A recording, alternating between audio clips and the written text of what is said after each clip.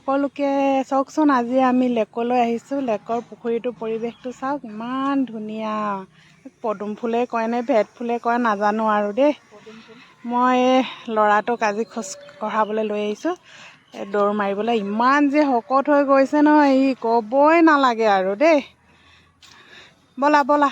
এয়া কি দেখিছোঁ চাওকচোন, এই ডাউকেইজনীয়ে পোৱালি এটি লৈ কেনেকৈ পদুম ফুলৰ পাতৰ ওপৰেদি গৈ আছে, চৰাই আছে পোৱালিটো কিমান ধুনীয়াকৈ।